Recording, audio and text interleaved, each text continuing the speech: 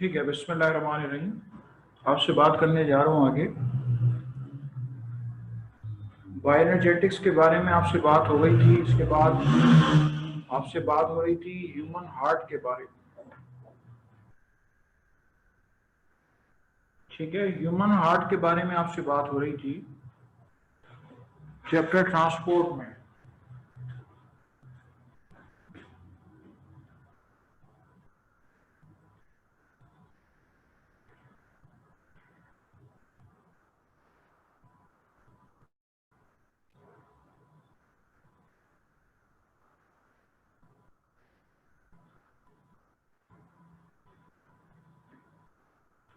Right atrium, left atrium, right ventricle and left ventricle. सबसे पहले आपको बेटा ओपनिंग्स का पता होना चाहिए, किस जगह पे कौन सी ओपनिंग्स मौजूद है। ठीक है, सबसे पहले आपको ओपनिंग्स का पता होना चाहिए। यहाँ लेफ्ट एट्रियम के अंदर 4 ओपनिंग्स मौजूद हैं। ये चारों ओपनिंग्स इसके लिए हैं, ये ओपनिंग्स है आपके पास पल्मोनरी वेन्स के लिए। फिर यहां मौजूद है आपके पास सुपीरियर वेना केवा और inferior vena cava. This is superior vena केवा and this is inferior vena cava. फिर उसके बाद यहां जो आपके पास ओपनिंग है ये कहलाती है लेफ्ट एट्रियो वेंट्रिक्यूलर ओपनिंग, और ये मौजूद है आपके पास राइट एट्रियो वेंट्रिक्यूलर ओपनिंग।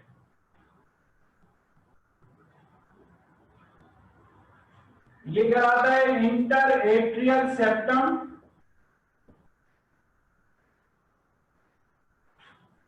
ये कहलाता है इंटर वेंट्रिकुलर सेप्टम। ठीक है, this is inter ventricular septum.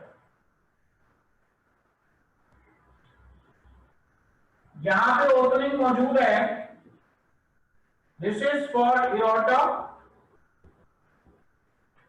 और यहां पे ओपनिंग मौजूद है, this is for pulmonary artery. ठीक है, this is for pulmonary artery.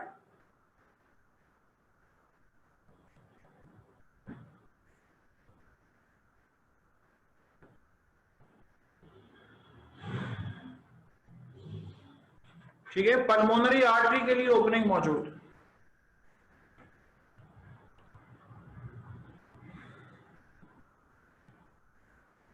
चलें, तो ये आपके पास हार्ट के मुख्तलिफ पार्ट्स हैं।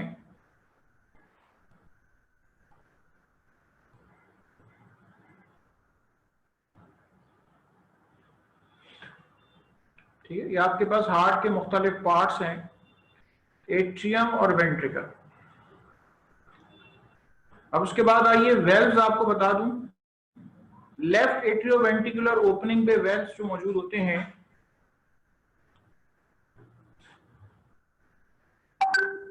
ये कहलाते हैं बाइकस्पिड वेल्व्स, और राइट एट्रियो वेंट्रिकुलर ओपनिंग पे जो मौजूद होते हैं कहलाते हैं ट्राइकस्पिड। ठीक है, ये कहलाते हैं tricuspid valves. So one is bicuspid valves and the other is tricuspid valves। और एओर्टा और पल्मोनरी आर्टरी में जो वेल्व्स होते हैं ये कहलाते हैं सेमी ल्यूनर वेल्व्स। ठीक है, एओर्टा और पल्मोनरी आर्टरी में जो वेल्व्स आपको मिलेंगे वो आपको मिलेंगे सेमी ल्यूनर वेल्व्स।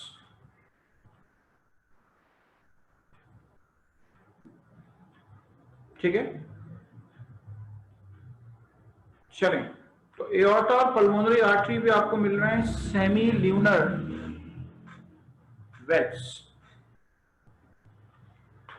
ये आपके पास हार्ट का स्ट्रक्चर है, ठीक है। ओपनिंग्स आपको सबसे पहले याद हो जानी चाहिए।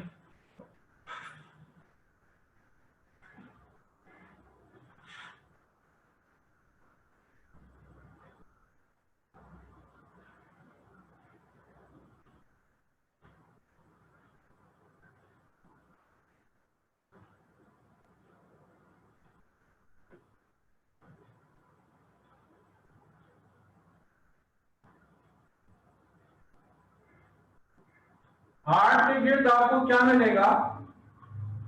हार्ट के गिर्द आपको मिलेगा पेरिकार्डियम,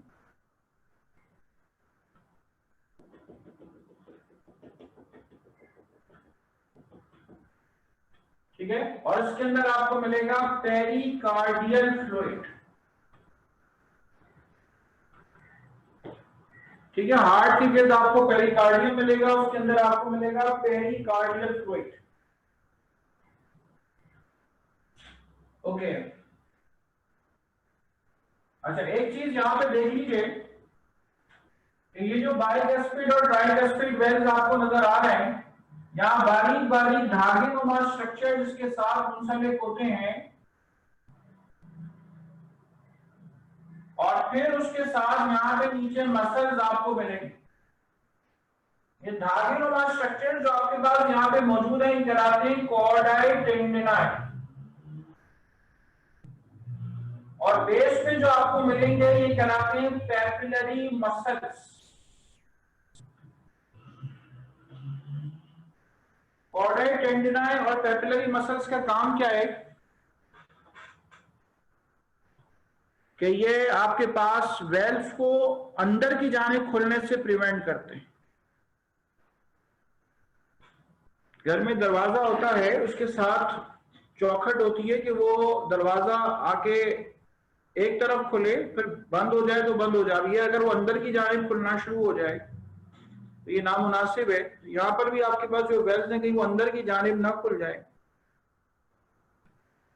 तो इससे प्रिवेंट करने के लिए कॉर्डाई टेंडिनाई जो है वो यहाँ पे मौजूद होते हैं।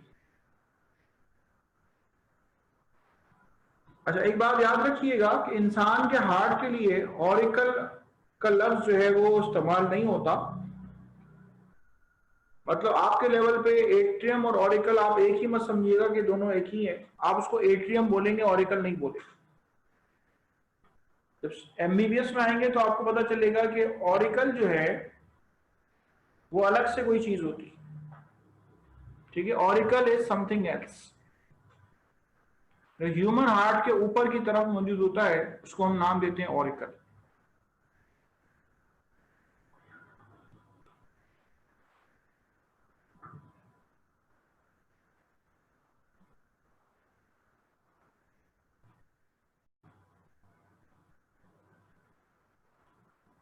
चले, इसके बाद आइए फर्दर।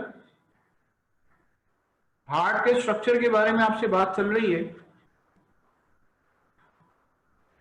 इसके बाद आपको बता देता हूं मैं कंडक्टिंग सिस्टम ऑफ हार्ट, ठीक है। कि हार्ट का कंडक्टिंग सिस्टम जो है वो किस पे मुश्तमिल होता है, ठीक है। ये आपसे बात करनी जा रहा है कि हार्ट का जो कंडक्टिंग सिस्टम है वो दरअसल किस पे मुश्तमिल होता है।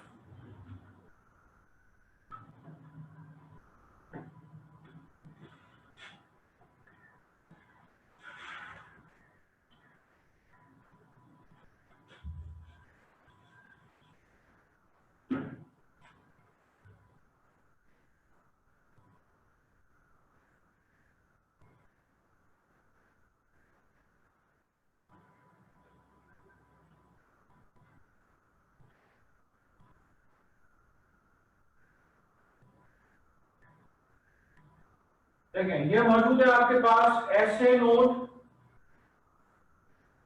ये मौजूद है आपके पास एबी नोड, ये मौजूद है आपके पास परकिंजी फाइबर्स, और ये मौजूद है आपके पास बंडल ऑफ हिल्स।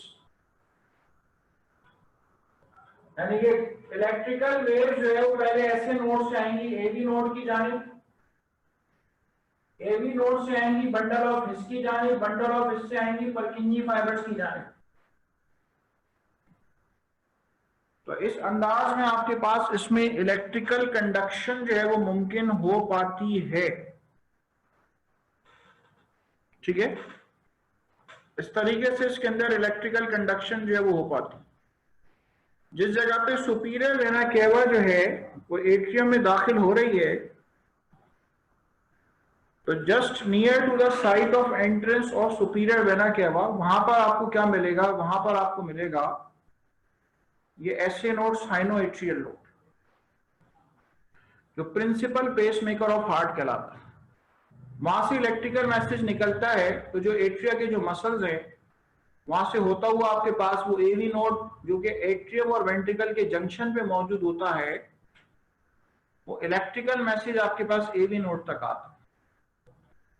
फिर एवी नोड से बंडल ऑफ हिस तक आता है और बंडल ऑफ हिस से जो है वो फिर परकिंजी फाइबर्स तक जाता है। ठीक है, तो इस तरीके से इसके अंदर इलेक्ट्रिकल मैसेज जो है उसकी कंडक्शन हो पाती है। ठीक है, that's how the electrical message is transmitted. ठीक है, इस तरीके से आपके पास जो इलेक्ट्रिकल मैसेज है वो उसकी ट्रांसमिशन होती है।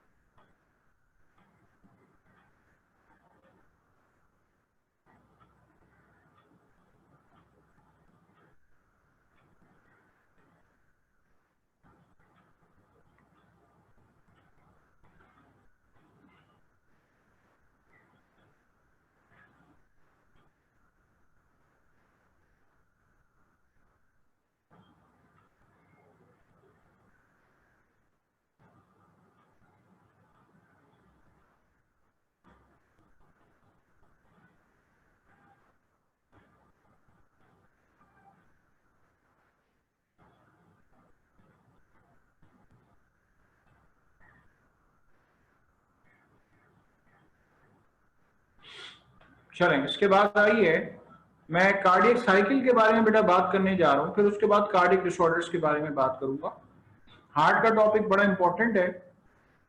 ठीक है, अब आपको ये बताने जा रहा हूं कि आपके पास हार्ट जो है उसकी फंक्शनिंग कैसे हो, पंपिंग ऑफ हार्ट या कार्डियक साइकिल जो है उसके स्टेप्स क्या है। आप लोग सबसे पहले अपने जहन में रिकॉल करेंगे 3 स्टेप्स कौन से होते हैं।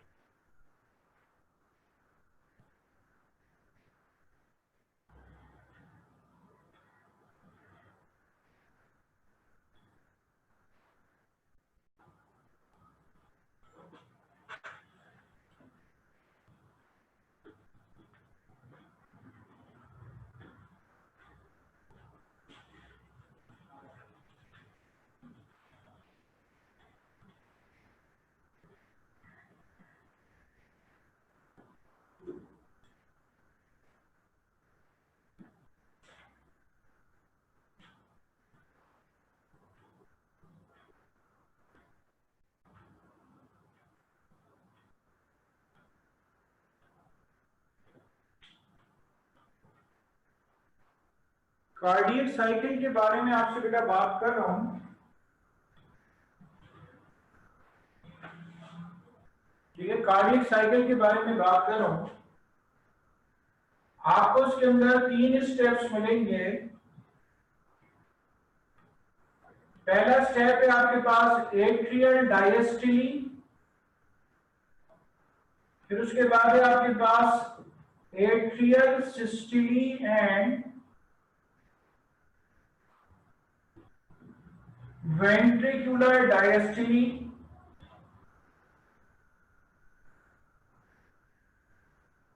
फिर उसके बाद है आपके पास वेंट्रिकुलर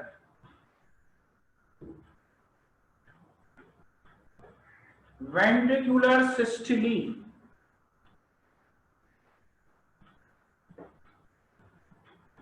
ठीक है, वेंट्रिकुलर सिस्टली।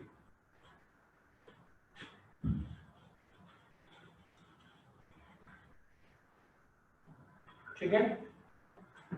लेकिन सबसे पहले क्या होगा, सबसे पहले ये होगा कि जो दोनों आपको एरिया नजर आ रहे हैं, ठीक है, आपको ये जो दोनों एरिया नजर आ रहे हैं, इन दोनों एरिया के अंदर जो है वो ब्लड आ जाएगा। ठीक है, इन दोनों एरिया के अंदर ब्लड आ जाएगा जब ये रिलैक्स होंगे। पल्मोनरी वेन्स के जरिए, पल्मोनरी वेन्स के जरिए लेफ्ट एट्रियम में ब्लड आ जाएगा और सुपीरियर और इंफीरियर वेना केवा के जरिए राइट एट्रियम के अंदर ब्लड आ जाएगा। ठीक है,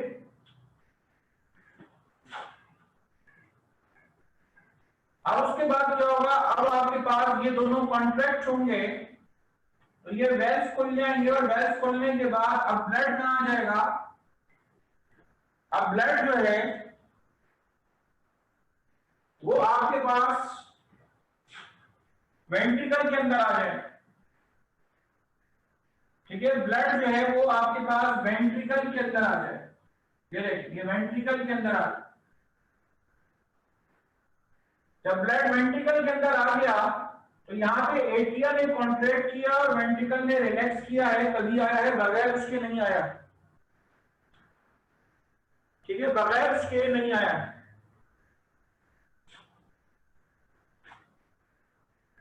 और फिर उसके बाद क्या होगा, ये वेल्स बंद हो जाएंगे, जब इसके अंदर प्रेशर बढ़ेगा तो वेल्स बंद हो जाएंगे और वेंट्रिकल्स कॉन्ट्रैक्ट होंगे, तो एओर्टा के जरिए ब्लड पूरी बॉडी में चला जाएगा और पल्मोनरी आर्टरी के जरिए ब्लड जो लंग्स में आ जाए। इसको नाम दे रहे हैं हम कार्डियक साइकिल। पूरा हार्ट एक साथ कभी कॉन्ट्रैक्ट नहीं होता, पूरा हार्ट एक साथ कभी रिलैक्स नहीं होता। ठीक है, एट्रियल की कॉन्ट्रैक्शन अलग है, वेंट्रिकल्स की कॉन्ट्रैक्शन अलग है। ठीक है, पूरा हार्ट एक साथ कॉन्ट्रैक्ट नहीं होता।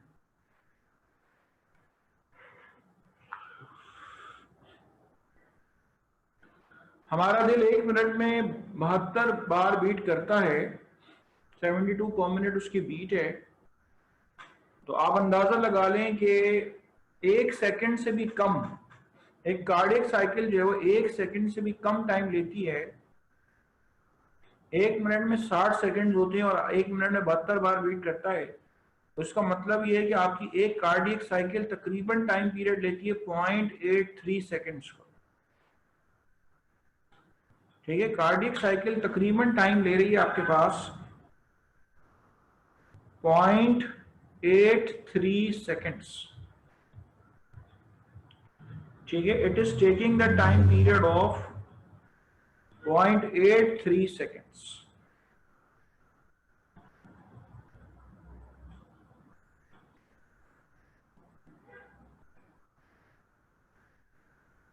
चलें, ये आपके पास कार्डियक साइकिल। हमेशा के लिए याद रख लें कि जो हार्ट साउंड्स होती हैं, फर्स्ट हार्ट साउंड है और सेकेंड हार्ट साउंड है, ये तमाम हार्ट साउंड जो हैं ये क्लोजर ऑफ बाइकस्पिड और ट्राइकस्पिड वेल्व्स की वजह से होती। ठीक है, जो भी हार्ट साउंड्स हैं, this is mainly because of the closure of bicuspid and tricuspid valves. ठीक है, वो बाइकस्पिड और ट्राइकस्पिड वेल्व जो हैं उसके क्लोज होने की वजह से होती। कौन? आपके पास ये जो हार्ट साउंड होती, फर्स्ट हार्ट साउंड होती है closure of bicuspid and tricuspid, second heart sound होती है आपके पास क्लोजर ऑफ सेमील्यूनर वेल्व्स की वजह से। सर सिस्टोल और डायस्टोल क्या होता है?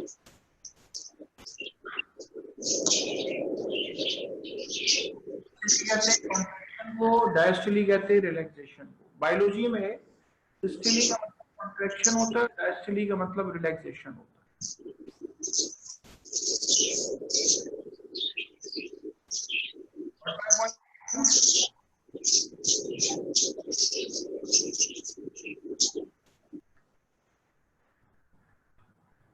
आपसे ज्यादा तो छुट्टियों की आवाजें आ रही हैं आपके। सर आप रिपीट कर सकते हैं क्या आपने क्या बोला था, क्योंकि समझ नहीं आया। बेटा क्या रिपीट करूं? ये जो आपने लास्ट सेंटेंस जो बोला था, क्योंकि बहुत खड़खड़ आ रही थी माइक में ना, तो वो सुनाई मैं नहीं दिया। दोबारा बोल रही हूँ। जी सर, थैंक यू।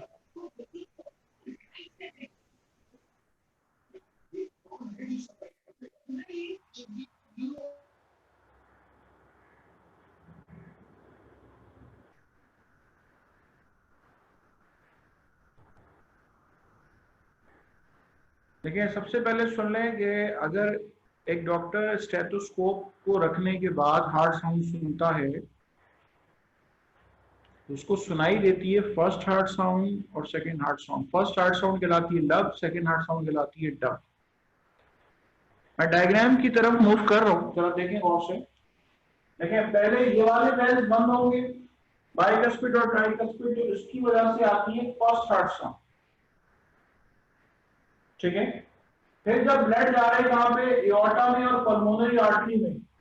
जब एओर्टा और पल्मोनरी आर्टरी के अंदर, देखें एओर्टा और पल्मोनरी आर्टरी के अंदर ब्लड जाएगा तो इसके जो वेल्स होंगे उसके बाद फिर वो बंद होंगे। तो जो सेमी ल्यूनर वेल्स हैं उसकी वजह से आती है सेकेंड हार्ट साउंड डब। ठीक है, closure of semilunar valves की वजह से आती है सेकेंड हार्ट साउंड डब। तो लब डब करके जो हार्ट साउंड आती हैं, first heart sound due to the closure of bicuspid and tricuspid यानी एवी वेल्स, और second heart sound due to closure of semilunar valves. ठीक है, सेमी ल्यूनर वेल्स। चलें, वेल्व्स का एक्चुअली कोई काम पूछे आपसे तो क्या है? वेल्व्स का काम है prevent the backward flow of blood. ठीक है, जो वापस आना है ब्लड का उसको प्रिवेंट करता है कौन? ठीक है, ब्लड के वापस रिबैक होने को प्रिवेंट करता है आपके पास कौन? ये वेल्व्स। मैंने जितनी बातें इस वक्त की हैं बोर्ड पे लिखी हुई, सब बातें बड़ी इंपॉर्टेंट है। 1 से 2 मिनट दे रहा हूं अपने पास, कहीं लिख लें बेटा। बशरी तकाजा है कि इंसान को चीजें याद नहीं रहती अगर आपने पहले सुनी भी नहीं है। बराए मेहरबानी ये कार्डियक साइकिल वगैरह जितनी बातें कर रहा हूँ ये आपसे बहुत आसान लफ्जों में बातें कर रहा हूँ, इतनी आसान स्ट्रेट फॉरवर्ड पूछा नहीं जाता। और आप एनटीएस के पास पेपर उठा के देखें, आपसे हार्ट से रिलेटेड सवाल उन्होंने क्या किए जरा वो देख लीजिएगा। तो हार्ट से रिलेटेड सवाल जो है वो टेढ़े ही आते हैं।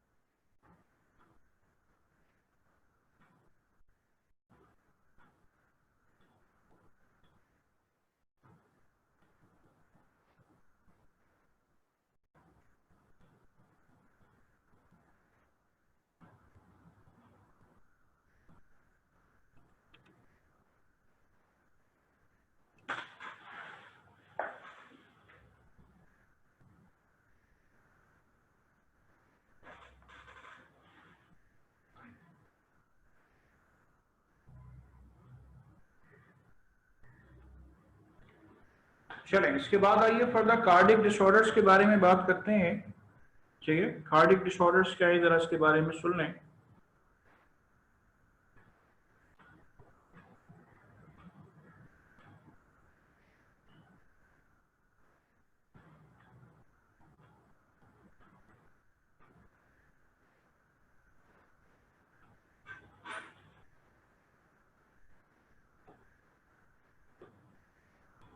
कार्डियक डिसऑर्डर्स के बारे में सुनने से पहले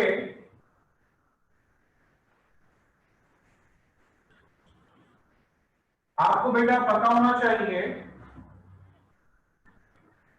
आर्टरीज और वेन्स के दरमियान डिफरेंस आपको पता होना चाहिए। आर्टरी का स्ट्रक्चर बताओ, वेन्स का स्ट्रक्चर बताओ। मैं आप सबसे कहता हूं अगर अपने पास कम से कम भी 8 से 10 डिफरेंसेस आर्टरीज और वेन्स के लिखे अपने पास, सोचिए जरा क्लास 9 के बच्चे से मैं नहीं पूछता हूं आर्टरीज और वेन्स का डिफरेंस, क्योंकि बहुत आसान है। आपसे पूछ रहा हूं कि आर्टरीज और वेन्स का डिफरेंस क्या है, जरा ये अपने जहन में रिकॉल कर लें।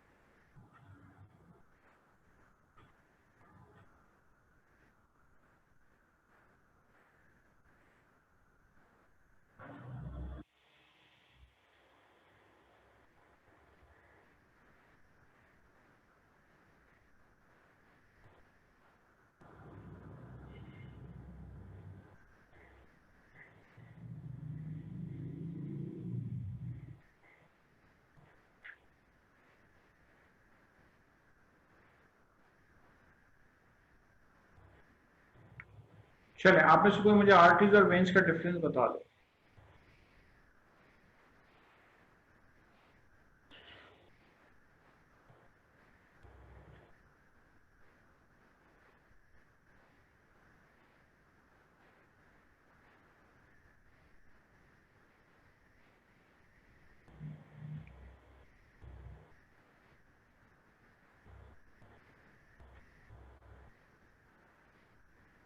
कोई बताने के लिए तैयार ही नहीं है बेटा ये डिफरेंस आर्टरीज और वेन्स।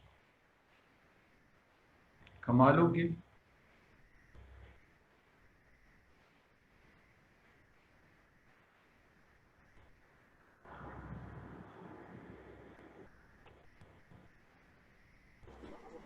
अस्सलाम वालेकुम सर। वालेकुम सलाम। हाँ बताइए। Sir, arteries transport blood from heart to different body parts, and vein transport blood from different parts of the body to heart. And ठीक। arteries always carry oxygenated blood except pulmonary artery, और veins जो होती हैं carry deoxygenated blood except pulmonary vein. और arteries का lumen छोटा होता है और veins का lumen बड़ा होता है। आर्टरीज इलास्टिक इन नेचर होती हैं और वेन्स लेस इलास्टिक होते हैं, और मतलब आर्टरीज की इलास्टिसिटी ज़्यादा होती है। और आर्टरीज जो होती हैं वो एक मिनट, और इसके अलावा आर्टरीज थिक होती हैं और वेन्स थिन होती हैं, और आर्टरीज में वॉल्स प्रेजेंट नहीं होती और वेन्स में वॉल्स प्रेजेंट होते हैं। ठीक है। और सर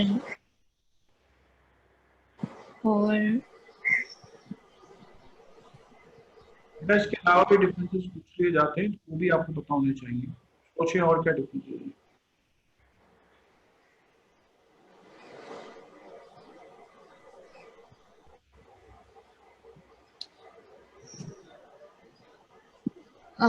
मतलब वेन्स में जो ब्लड फ्लो होता है वो मतलब पहले कम होता है फिर ज़्यादा हो जाता है, और आर्टरीज में मेरे ख्याल से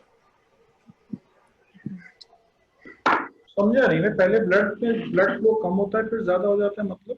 मतलब वेन्स में जो ब्लड फ्लो होता है वो पहले कम होता है, बाद में ज्यादा हो जाता है, मतलब ब्लड फ्लो। आप कुछ और कहना चाह रही हैं? चले कोई और डिफरेंस बताइए।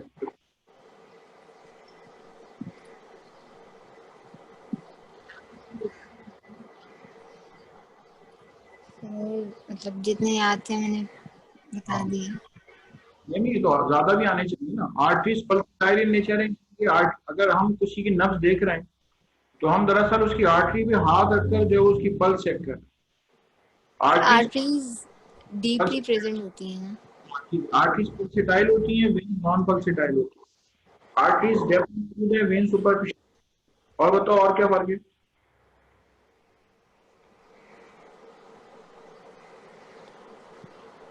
और ऐसे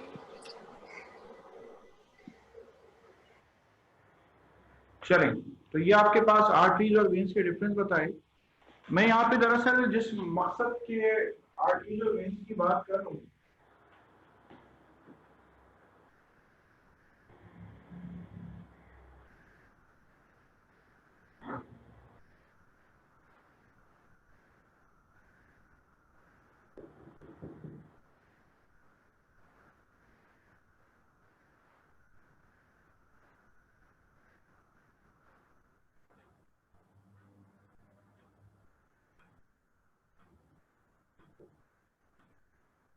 ये आर्टरी है, ये वेन है। ये सबसे अंदर की जो लेयर है ये कहलाती है ट्यूनिका इंटिमा। ये बीच वाली लेयर कहलाती है ट्यूनिका मीडिया। और ये सबसे बाहर वाली लेयर जो है ये कहलाती है tunica adventitia. Tunica intima, tunica media, tunica adventitia. ठीक है, ये 3 लेयर्स आपको मिलेंगे। आप देख रहे हैं आर्टरी की वॉल कितनी थिक है, इसकी वॉल कितनी थिन है। यहाँ पे ज्यादातर मसल वगैरह मौजूद है, इलास्टिक फाइबर्स वगैरह आपको मिलेंगे इस जगह। ठीक है, यहाँ पे आपको ज्यादातर मसल्स और इलास्टिक फाइबर्स वगैरह मिलेंगे इस जगह। ठीक है,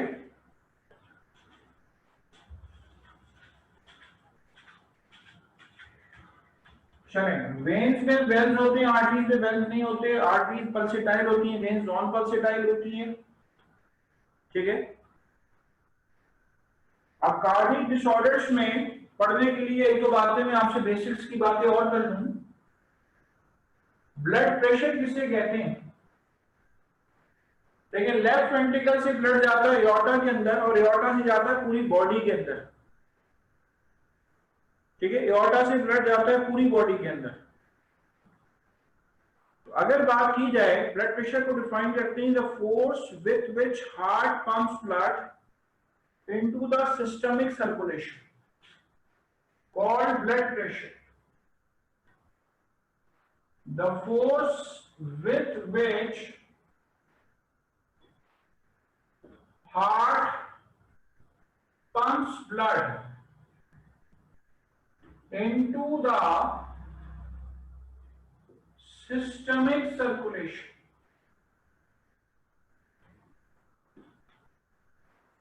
तो ये क्या कहलाएगा? ये कहलाएगा blood pressure. Normal blood pressure कितना है? नॉर्मल ब्लड प्रेशर होता है 120/80। पल्स किसे कहते हैं? हमारा दिल जो है वो कितनी बार धड़क रहा है। हम यहाँ पे आपके पास किसी की अगर नब्ज चेक करें तो नब्ज चेक करके पता लगाया जा सकता है कि कितनी बार नब्ज जो हमें फील हो रही है। तो हम लिख देंगे कि हाँ, इंसान का दिल इतनी बार धड़क रहा है। तो पल्स को डिफाइन करते हैं rhythmic expansion of arterial wall. Rhythmic expansion of arterial wall with the pumping of heart इसको नाम देते हैं पल्स। पल्स और पल्स प्रेशर बिल्कुल अलग है। पल्स प्रेशर को डिफाइन करते हैं the difference of systolic and diastolic pressure. ठीक है, the difference of systolic and diastolic pressure called pulse pressure. Normal blood pressure 120/80 है। अगर हम इसका डिफरेंस निकाल लें 120 माइनस 80 तो आंसर आएगा 40 मिलीमीटर ऑफ मर्क्यूरी। ठीक है, आंसर आएगा 40 मिलीमीटर ऑफ मर्क्यूरी।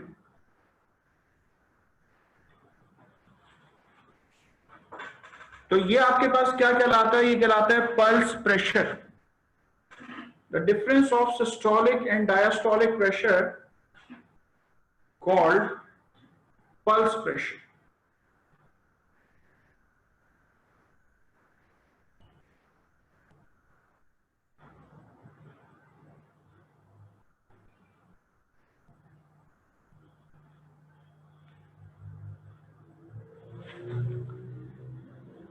चलें, एक है पल्स, एक है पल्स प्रेशर। इसके बाद आइए कार्डियक डिसऑर्डर्स की तरफ आ रहा हूं। जी सवाल करें बेटा, कोई सवाल करना है आपने? नो सर, वो गलती से हैंड रेज रह गया। ठीक है, आगे बात करने जा रहा हूं आप सबसे मजीद। कार्डियक डिसऑर्डर जो है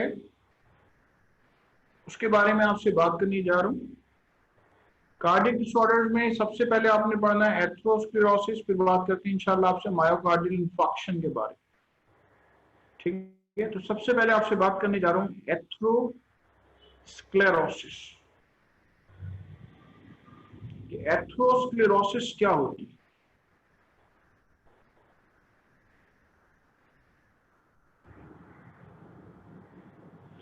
करें आप जरा बोर्ड पे जो चीजें नो ये तो नोट करें अपने पास।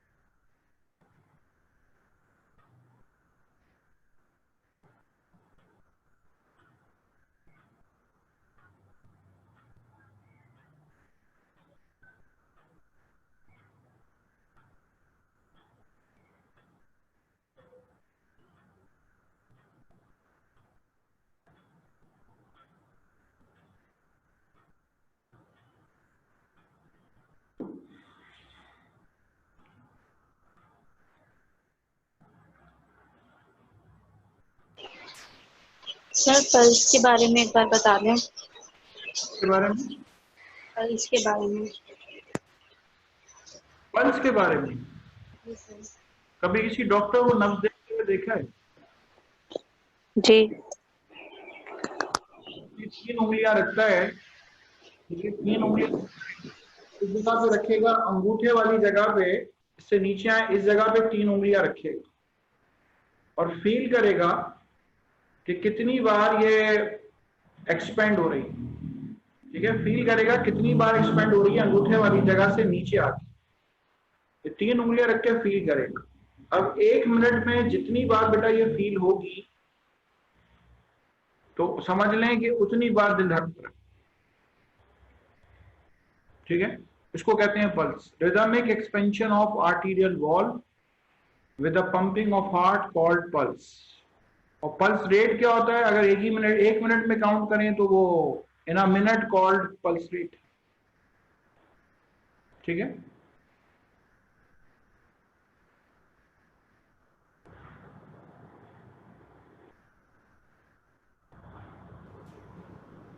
जी ना सर। सर जब ब्लड प्रेशर निकाल जाता है तो ये नॉर्मल हमारी जो वैल्यूज है वो अराउंड 120-80 आती है, लेकिन वो हम करते हैं बाजू की तरफ ना।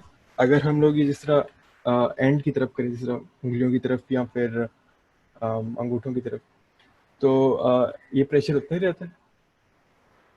देखिए, पहली बात तो यह है कि हमें हार्ट पहुंच के ब्लड प्रेशर मालूम करना चाहिए, वो हम कर नहीं सकते।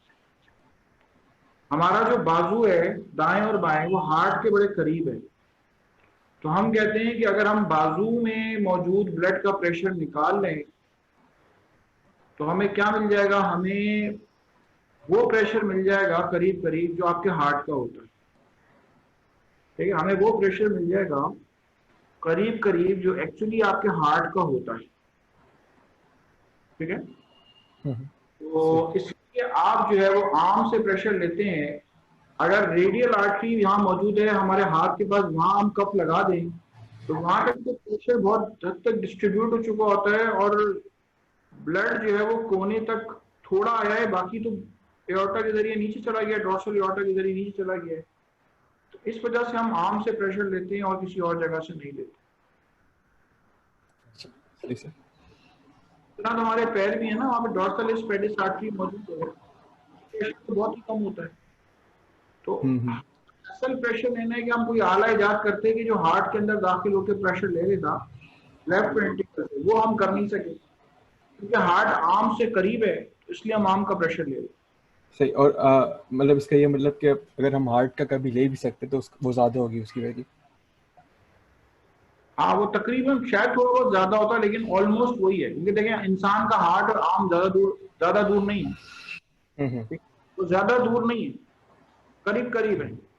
तो हम ये कंसीडर करते हैं कि हाँ प्रेशर ड्रॉप नहीं हुआ होगा। जब एंजियोग्राफी वगैरह होती है तो उस दौरान ये प्रेशर आ जाता, इको होता है या वगैरह, प्रेशर आ जाता है, बिल्कुल आ जाता है, कैलकुलेशन में आ जाता है।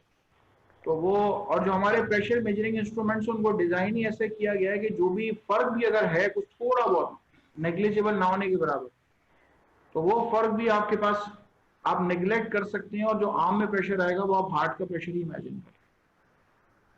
Okay sir.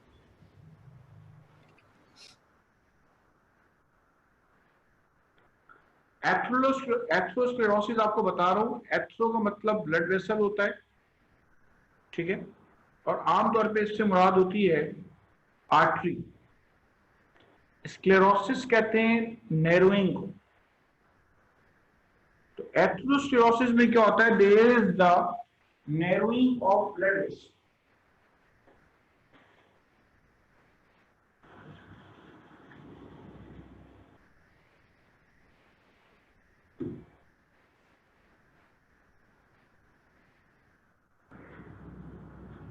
एथेरोस्क्लेरोसिस, ये देखिए हमारे पास ट्यूनिका इंटीमा मौजूद है। होता यह कि हमारे जिस्म में जब फैट्स बढ़ जाते हैं तो ये फैट्स जो है ये ट्यूनिका इंटीमा के अंदर डिपॉजिट होती रहती है। ठीक है, ये ट्यूनिका इंटीमा के अंदर डिपॉजिट होते रहते हैं और ये उससे अंदर भी डिपॉजिट होते रहते हैं। ठीक है, ये उससे अंदर भी डिपॉजिट होते रहते हैं, तो अंदर का जो सुराख है वो नैरो हो जाता है। अगर इसकी साइड व्यू आप देखें पिक्चर, तो यहाँ देखें ये फैट्स डिपॉजिट हुए, तो ये जो इसका रास्ता था गुजरने का, पहले बिल्कुल स्ट्रेट था, अब रास्ता छोटा है because of the deposition of fats. Sclerosis कहते हैं नैरोइंग को। ठीक है, कंडीशन क्या कहलाएगी? कंडीशन कहलाएगी atherosclerosis, narrowing of blood vessels due to the deposition of fats inside called atherosclerosis. ठीक है, इसलिए ये क्या कहलाएगी? इसलिए कहलाएगी आपके पास एथेरोस्क्लेरोसिस। फैट्स डिपॉजिट होने से क्या होता है? फैट्स डिपॉजिट होने से इसकी इलास्टिसिटी भी कम हो जाती है। आपको पता है आर्टरी ज्यादा इलास्टिक होती है, वेन्स कम इलास्टिक होती है, तो इसकी इलास्टिसिटी भी कम हो जाती है, इलास्टिसिटी भी इसकी लॉस हो जाती है। ठीक है, चलिए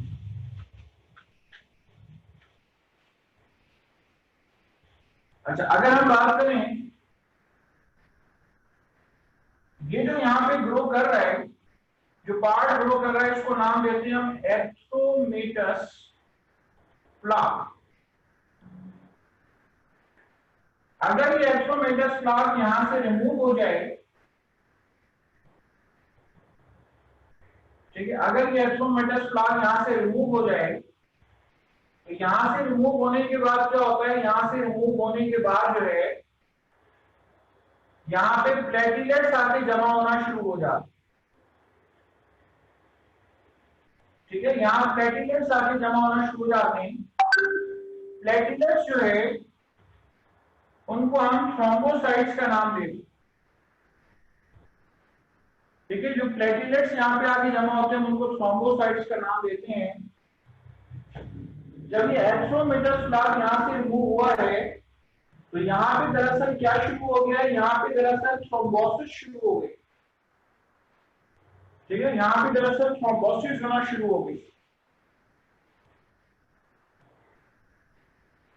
अब अगर ऐसा होता है कि ये थ्रोम्बस यहां पे जमा बड़ा होता रहे, बार बार ये थ्रोम्बस भी यहां से रिमूव हो जाता है, तो ये फ्लोटिंग थ्रोम्बस क्या कहलाता है? फ्लोटिंग थ्रोम्बस कहलाता है एम्बुलस।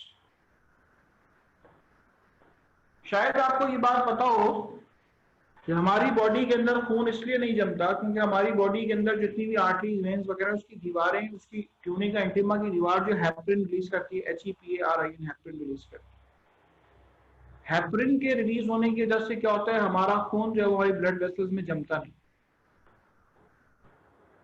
ठीक है, तो अब यहाँ पे क्या हुआ? ये थ्रोम्बोसिस होना शुरू हुई, फिर उसके बाद ये फ्लोटिंग थ्रोम्बस जो है ये क्या कहलाएगा? ये फ्लोटिंग थ्रोम्बस कहलाएगा आपके पास एम्बुलस, EMBOLUS। ठीक है, फ्लोटिंग थ्रोम्बस को हम नाम देते हैं that what, this is embolus. खुदा न खास्ता ये एम्बुलस किसी मेजर ब्लड वेसल, ब्रेन की ब्लड वेसल वगैरह किसी को जाके अगर इंपेक्ट कर दे, ब्लॉक कर दे,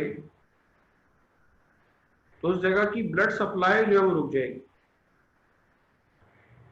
ठीक है, उस जगह की जो ब्लड सप्लाई है वो रुक जाएगी, और जब ब्लड सप्लाई उस जगह की रुक जाएगी तो वो उस जगह पे इन्फेक्शन हो जाएगी। ठीक है, उस जगह पे इन्फेक्शन हो जाएगा। चलें, दिस इज कॉल्ड एथेरोस्क्लेरोसिस। अब उसके बाद आपसे बात करूंगा मायोकार्डियल इन्फेक्शन के बारे में, आपसे बात करूंगा।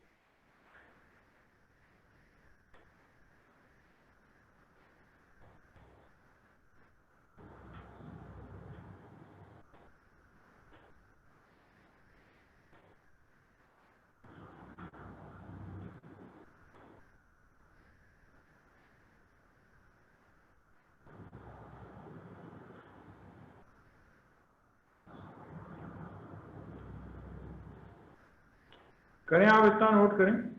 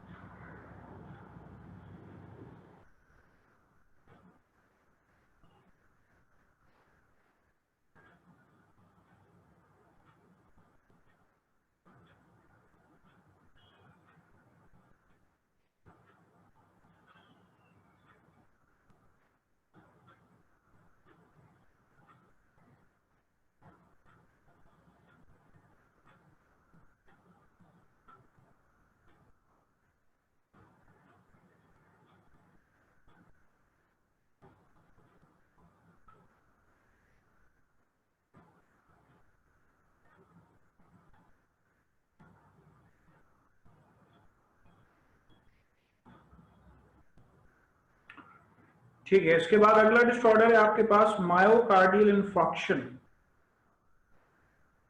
ठीक है, मायोकार्डियल इंफार्क्शन किससे कहते हैं? ठीक है, जरा अपने जहन में आप ये चीज रिकॉल कर लें, मायोकार्डियल इंफार्क्शन किससे कहते हैं?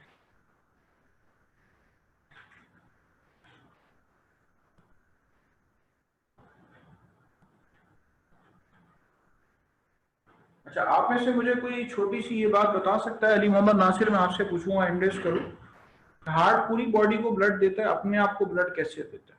बहुत आसान सवाल। सर वो कोरोनरी आर्टरीज से। शाबाश, वो कोरोनरी आर्टरीज निकलती कहाँ से? ओके,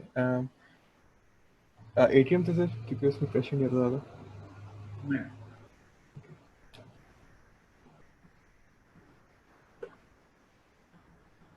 वो कोरोनरी आर्टरीज निकलती कहाँ से?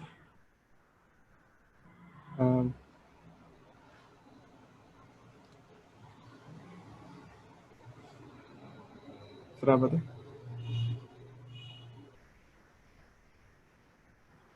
वो निकलती हैं एओर्टा से। ठीक है, बेस ऑफ एओर्टा से निकलती हैं। ये देखें, आपको ये बेस ऑफ एओर्टा नजर आ रही है ना? जहाँ एओर्टा के 3 पार्ट होते हैं, ascending aorta, transverse arch of aorta और फिर डिसेंडिंग एओर्टा। ये जो नीचे वाला पार्ट है असेंडिंग एओर्टा, यहां से कोरोनरी आर्टरीज निकलती हैं और ये जगह जो है ये वेल्स के बाद होती है। आपके जो ओ लेवल्स में, बेटा ए लेवल्स की बात तो छोड़ दें, ओ लेवल्स में ऐसे टेढ़े सवाल आते हैं हार्ट के कि जब ओपन हार्ट सर्जरी हो रही है तो हम कहाँ से कनेक्ट करेंगे, अब हार्ट के मसल्स को ब्लड कहाँ कैसे मिलेगा? तो कोई मसला नहीं है, हार्ट के सेमील्यूनर वेल्स बंद है, उससे ऊपर से कोरोनरी आर्टरीज निकलती हैं। तो वो ऐसी सेटिंग करते हैं ओपन हार्ट सर्जरी के अंदर कि हार्ट के अंदर ब्लड नहीं जा रहा, लेकिन हार्ट की जो वॉल्स हैं उसको ब्लड सप्लाई अगर रोकेंगे तो क्या होगा, हार्ट को जो है वो, तो हार्ट की सेल्स डेड हो जाएंगे। इतनी लंबी सर्जरी होती है, बाजू का 4 घंटे, 10 घंटे, 12 घंटे। ठीक है, तो वो जो हार्ट के जो मसल्स हैं उनको राइट और लेफ्ट कोरोनरी आर्टरी के जरिए उसको ब्लड मिलता रहता है। ठीक है, राइट और लेफ्ट कोरोनरी आर्टरी के जरिए हार्ट की जो मसल्स हैं उसको जो है वो ब्लड मिलता रहता है। ठीक है, तो कोरोनरी आर्टरीज के जरिए जो है वो आपके पास सप्लाई होती है। अच्छा, अगर इन कोरोनरी आर्टरीज की, ठीक है, अगर इन कोरोनरी आर्टरीज की कहीं पे ब्लॉकेज हो जाए,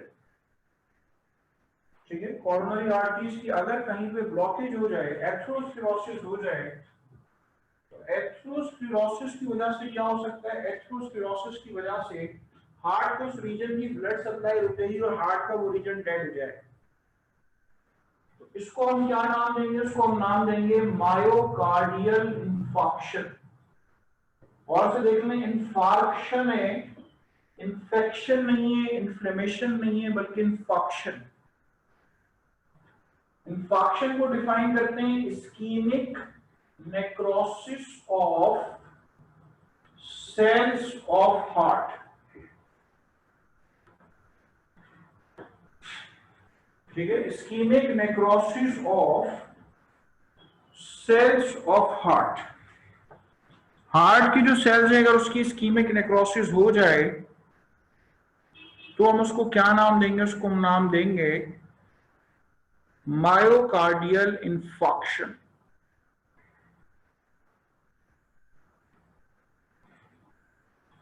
ठीक है, मैं चाहता हूं बेटा आप सारे पढ़कर आए, रिवाइज करके आए।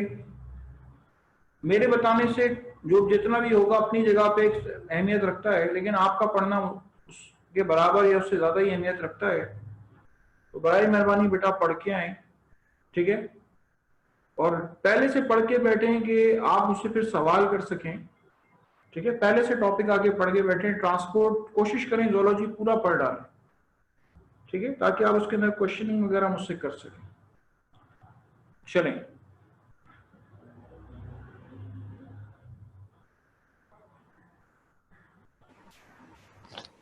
अस्सलाम वालेकुम सर। जी वालेकुम सलाम। सर इन्फेक्शन का आपने मीनिंग बताया था, रिपीट कर दें। मैं माइक ओपन रखिएगा। अच्छा पहले एक बात ये तो बताएं, मुझे आपकी आवाज बड़ी अच्छी आ रही है, आप कौन सी टेक्नोलॉजी यूज कर रही हैं कि इतनी अच्छी आवाज मुझ तक आ रही है? सर वो स्पीकर लगाया हुआ है, माइक सिस्टम है, माइक सिस्टम। तो जो अलग से एक हैंड माइक कॉलर माइक होता है वो लगाया हुआ है आपने? जी सर, जी सर। बड़ी जबरदस्त आवाज आ रही है। और मेरी आवाज कैसी आ रही है आपको?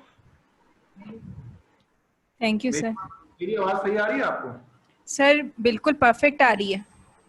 मैं आपकी आवाज सुन के हैरान हुआ, इतनी अच्छी आवाज आ रही है, जबरदस्त। मैं आपको बेटा बताता हूँ, थैंक यू। देखें, इन्फेक्शन का लफ्ज मैंने बताया, किसी जगह पर स्कीमिया हो। स्कीमिया कहते हैं लैक ऑफ ऑक्सीजन। अगर किसी जगह पे ऑक्सीजन की सप्लाई होना बंद हो जाए, ठीक है, और ऑक्सीजन ना मिलने की वजह से, लैक ऑफ ऑक्सीजन की वजह से वहां के सेल्स डेड होना शुरू हो जाएं, तो उसको हम इन्फेक्शन का नाम देते हैं। एक मिसाल ये सुन लें। दूसरी मिसाल, बाज लोगों की जो आंतें होती हैं वहां पे ब्लड वेसल्स जो है वो उनमें क्लॉट्स बन जाते हैं, और उससे क्या होता है कि वो ब्लॉक हो जाती हैं ब्लड वेसल्स। अब आंतों को ऑक्सीजन मिलना बंद हो जाती है तो हम कहते हैं कि हाँ भाई वो जो आंतें जो है वो इन्फेक्टेड हुई नहीं, आंतें इन्फेक्टेड नहीं हुई, इन्फेक्टेड हुई। इस तरह और भी बहुत सारे रीजन है, कोई बॉडी का कोई ऑर्गन है, सेरिब्रल इन्फेक्शन, ब्रेन की जो ब्लड वेसल्स हैं, अगर किसी ब्रेन की ब्लड वेसल में कोई क्लॉट बन जाए तो उससे क्या होगा कि ऑक्सीजन सप्लाई उसको मिलना बंद हो जाएगी। ब्रेन के उस रीजन को ऑक्सीजन मिलना बंद हो जाएगी तो हम कहेंगे सेरिब्रल इन्फेक्शन हो, ब्रेन का इन्फेक्शन हो। ठीक है, तो इन्फेक्शन कहते हैं स्कीमिया। स्कीमिया कहते हैं लैक ऑफ ऑक्सीजन, कि ऑक्सीजन अवेलेबल नहीं है। जब ऑक्सीजन अवेलेबल नहीं है लैक ऑफ ऑक्सीजन की वजह से, ठीक है, लैक ऑफ ऑक्सीजन की वजह से आपके पास वो चीज है वो डेड हो जाती है, हम उसको नाम देंगे इन्फेक्शन। अब बाद लोग इसको हार्ट अटैक हो, किसी को अगर हार्ट अटैक होता है तो किसी को लेफ्ट कोरोनरी आर्टरी में स्कीमिया होता है, लेफ्ट एरिया का इन्फेक्शन हो जाता है। किसी को राइट कोरोनरी आर्टरी ब्लॉक होती है तो राइट एरिया का इन्फेक्शन हो जाता है। ठीक है, डिपेंड करता है कि किस जगह पे आपके पास ब्लॉकेज आई। चलें, टॉपिक देखें, कंटिन्यूड है हमारा, हार्ट के डिसऑर्डर्स अभी कंटिन्यूड है। इंशाल्लाह नेक्स्ट क्लास में आपसे बात करूंगा। आप सबसे गुजारिश है कि सवाल पूछने की आदत बनाएं, ठीक है, सवाल पूछें और पढ़ के आइए। ठीक है, एक मिनट, ठीक है, आपने सवाल करने के लिए बेटा दोबारा अगर हाथ खड़ा किए, मुझे अंदाजा नहीं है, पहले नीचे किया था हाथ के नहीं। जी मरियम, मरियम नाम है, मुनज़्ज़ा नाम है, मुनज़्ज़ा नाम। हाँ जी मैं मुनज़्ज़ा, आपने दोबारा बेटा हैंड रेज़ किया तो पूछ ले कोई सवाल। नो सर पहले से किया हुआ था। ठीक है, जबरदस्त, जज़ाकल्लाह। ठीक है बेटा, यहाँ पे मजीद आपसे बात करेंगे इंशाल्लाह नेक्स्ट क्लास से, पढ़ के आइए। अल्लाह हाफ़िज़।